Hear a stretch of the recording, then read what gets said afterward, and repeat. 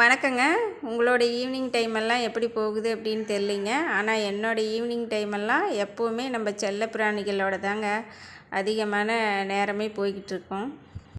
அந்த வகையில் பார்த்திங்கன்னா எனக்கு கோழிகளுக்கெல்லாம் இந்த கம்பு, சோளம், கோதுமை இது 3 தாங்க கலந்து போடலாம் அப்படின்னு சொல்லி போயிட்டுருக்கேன்.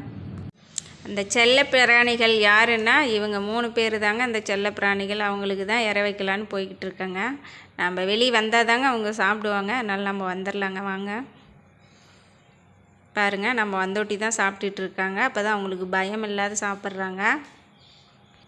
அதுக்கப்புறம் யோசனை பண்ணக்குள்ள தாங்க சரி சாயந்தரம் சாப்பாடு என்ன செய்யலான்னு யோசனை பண்ணிகிட்டு இருந்தேங்க. சரி செடியில் இருந்த பீக்கங்காலாம் ஞாபகத்துக்கு வந்ததுங்க. சரி அதை போய் அறுத்துடலாம் அப்படின்னு சொல்லி தாங்க போய்கிட்டு இருக்கோம்.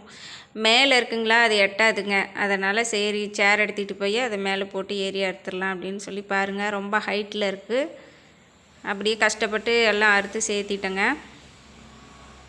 இது கீழே இருக்கிறத அறுத்தாச்சுங்க. அப்படியே வாங்க நம்ம காம்பவுண்ட் செவத்துக்கு மேலே போய் தாங்க 2-3 பீக்குங்க இருக்குது. அதை அறுக்கணுங்க.